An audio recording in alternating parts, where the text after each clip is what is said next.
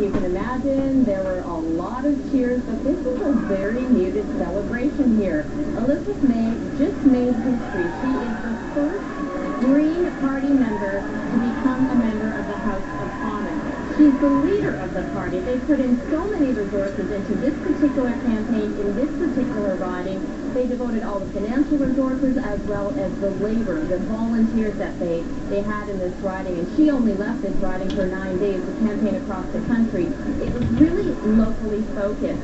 And obviously it paid off because she is now going to Ottawa and has unseated a Conservative member, a cabinet minister, no less. And think about it, in the last election she tried to unseat Conservative Peter MacKay, didn't win, but did have a significant impact and was able to get some federal funding for her campaign here. But she has been very successful tonight. She's unseated Gary Lunn, and right now there is a party, but like I told you, it is very muted. I think that they're more dismayed about the Conservative majority that is going to Ottawa.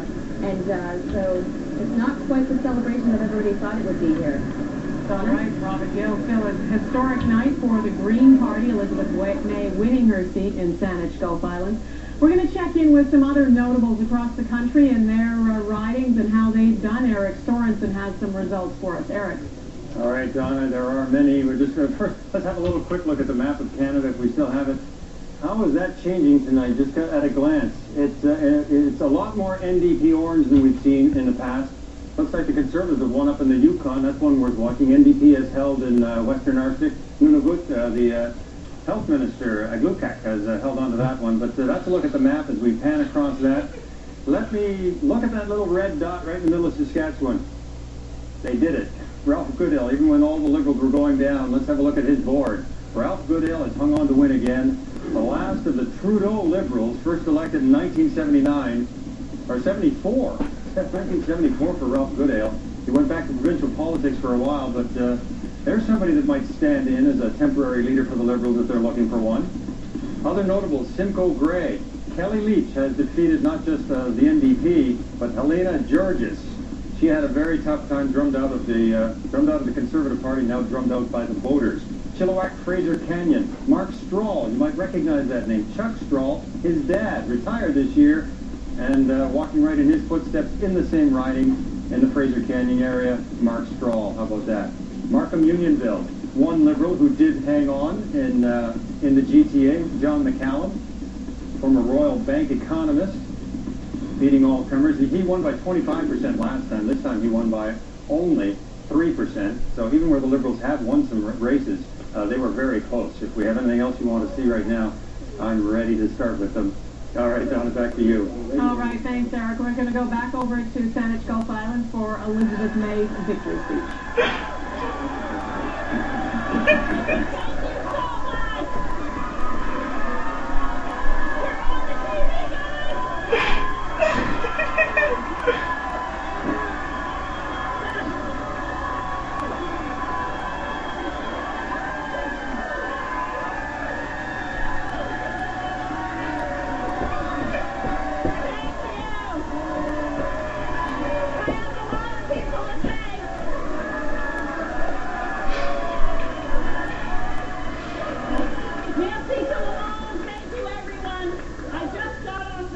From a very boisterous bar on Salt Spring Island, where I called again there.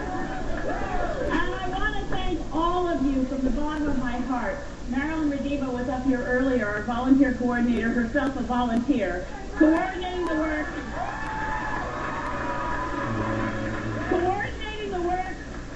And listen to this, Canada. Listen to this. Coordinating the work of the 1,000 volunteers on the Saanich Peninsula, the 700 volunteers on Salt Spring Island, and altogether 2,000 volunteers from Saanich Gulf Island who today made history.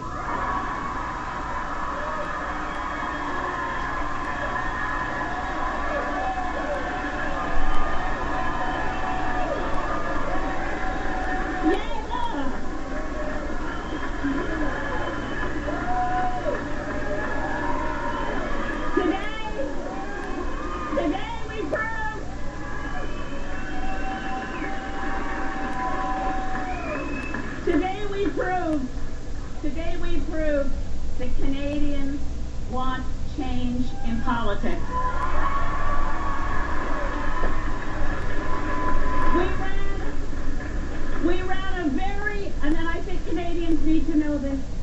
all know this, we ran a very non-partisan campaign. We ran a cooperative campaign.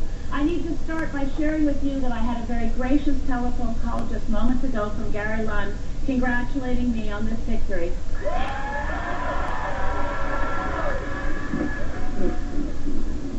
And history for the Green Party, electing their leader, Elizabeth May, the first Green Party member to be elected in Canada. We are now going to go over to Carolyn Jarvis and Daryl Bricker. Our huge exit poll that we have, more than 35,000 Canadians. We asked them what they wanted as the outcome of this election, to be a majority or a minority government. Well, we know the answer in terms of votes. What did we find out, Carolyn? Well, we wanted to know from Canadians who voted today how they were feeling, what their appetite was for change, and whether or not tomorrow morning they'll wake up happy. And what did they say? Well, actually, 56% of Canadians say that they'll be waking up happy because they wanted to have a majority government. And they got that indeed. And what was driving them when they were heading to the polls? We talked a lot about voter fatigue. And so one of the questions we asked them was, I hope somebody wins a majority so I don't have to have another election for a while. Well, as we saw with the NDP vote, there was a fair amount of anger behind that. For the Tory vote, it was really a certain group of people who were saying, I want stable government. I don't want to have to go to the polls again for a while. So they were voting for not having to go to the polls for a while. And tally this up on the left side of the screen here. That's 64. Upwards of 60% of people who agree with the statement. I just don't want another election. Correct. And when we're talking about Stephen Harper, does he deserve to be reelected? Obviously, we sent him back for a very strong mandate and a very solid majority. Look at these numbers. Well, the way the Canadian system works, you don't have to have a majority of the votes in order to win a majority of the seats. And we see here that 45% of the population actually did say to us, you know what, come to think of it, Stephen Harper does deserve to be reelected. Donna, we have yet to hear from Stephen Harper tonight, but he's probably very happy also. Okay, we will be hearing from him in a little while. I'm sure we're also waiting to hear from the NDP leader, Jack Layton, any minute now about the kind of night that he had. It's going to be a huge celebration there. For now, though, we're going to go to another NDP MP in Edmonton. Strathcona. Linda Duncan, re-elected there. Francis Silvaggio is with her. Well, Donna, this is the celebration. Linda Duncan has just got off the stage accepting her victory tonight. And this is key. This is sort of that trophy that both the NDP and the Conservatives want. Linda Duncan took this surprisingly back in 2008 by a very slim margin. And tonight, she's increased that margin. So she takes it yet again. So the NDP retains that very small piece of orange NDP pie in this sea of Conservative blue, which at the end of the night, we were all watching to see if it was going to make a difference. It didn't, but it is big bragging rights, and it is in the center of Conservative country. So a big win again for the NDP. Donna? All right, Francis Silvaggio, thanks very much. We're going to head over to Toronto, where Mike Drolet is at Jack Layton's NDP headquarters. We're just waiting to hear from the NDP leader. Mike. Yes, we're hearing just trying to figure out exactly when Jack Layton's going to be just coming out to speak to his supporters. We're hearing now it's going to be a couple of minutes. Quite the day for the NDP. Certainly they didn't expect to win 105 seats, and they do have a lot of work left with them. I asked Farr Boulanger, who is the press secretary for Jack Layton, what he was going to do, and of course he's very confident that he can get his the rookie Quebec MPs in order to try to get them up to speed with how things work in Ottawa. But they do have a lot of work ahead of them because a lot of them, they don't speak French very well, so it'll be interesting to see how they handle Quebec politics. So once again, we're waiting any minute to hear from Jack Layton to see what he has to say, but quite a remarkable night here, Donna. Thanks, Mike. I want to bring our panelists in. The NDP looking to have, what are the numbers now we've got for the NDP? 105 MPs. Do not adjust your second. Do not adjust your second. Thank you, Goldie. How many of them know what they're in for? How many? Have a good whip. Yeah.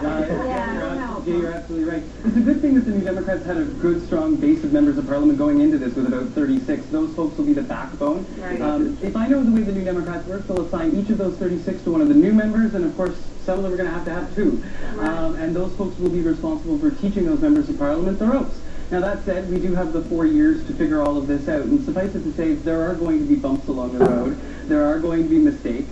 but most certainly the New Democrats will work through them as they mature into this new role as opposition. You can talk about staff all night long. They all need to be staffed up too, and that's going to be a huge challenge. Big challenge. And we're a unionized staff environment within the New Democrats. Shocking. Which is going to cause an additional level of interesting problems. Oh, we're not even there yet. We're not even there. This is something that we dropped, a thread we dropped before that I want to pick up on. That's the per vote subsidy, which is something that's going to, the Tories have said if we get a majority, we're going to introduce this, which will have...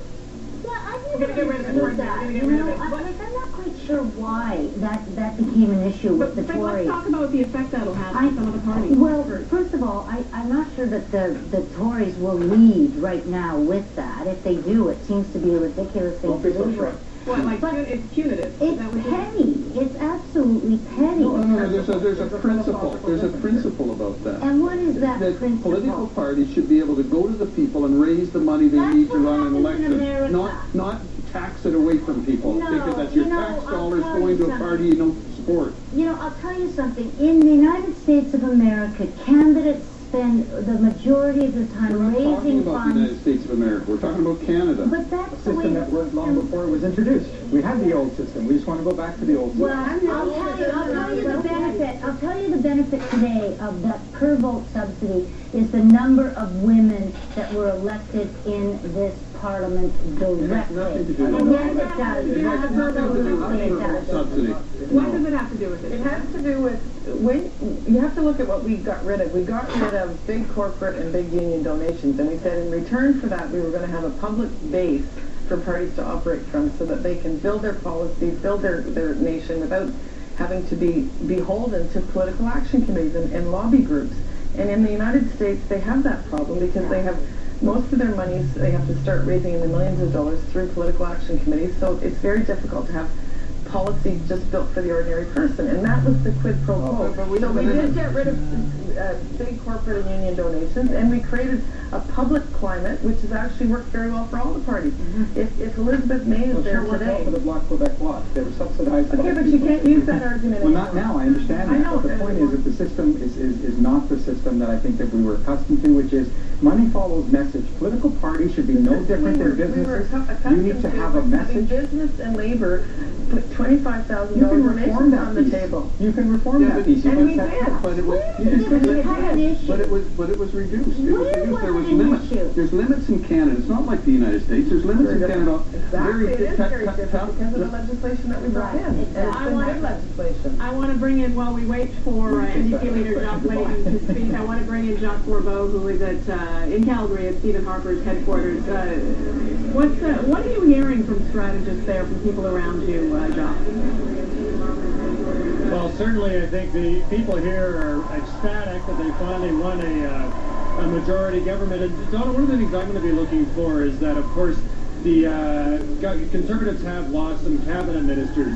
So what are they going to do with that? Because one of the things I've noticed since Stephen Harper has been in power is that he has not, he's really not demoted many people from his cabinet or promoted people in. When we have cabinet shuffles, it's really just moving the deck chairs around a little bit. So for me, one of the things to watch for once Stephen Harper gets back to Ottawa is what is he going to do with his cabinet? How much, how many new faces we see in that cabinet? He's lost Lawrence Cannon, for one. That's a big one. Absolutely. And the other dynamic I think is going to be interesting with the NDP now as official opposition is I think there's going to be more of a stark ideological divide between the government and the official opposition. And also a thing to watch for is all those new Quebec, NDP MPs from Quebec. How much are they going to push Jack Layton to start demanding some movement on the constitutional file and other things that Layton was talking about during the campaign? So for Stephen Harper, it's going to be a different experience because he's going to be facing a party, an official opposition that I think is going to have a very different lines of attack than the Liberals did. Goldie, what do you make of that? I think we haven't talked much about the dynamic between Mr. Harper and Mr. Layton. I think it's an area in which... What is the dynamic? What's their relationship like? You've heard they have a very good relationship. Do they? It's not well known, but I know that they meet quite often and have a beer? It's a good relationship. It's cordial, but the dynamic... I don't think they have a beer. But they have a better relationship than Michael Ignatius and Stephen Harper. And certainly a better relationship than is known in the public. And what's the basis of that? Trust. Well, I think that, it comes right back to where we started.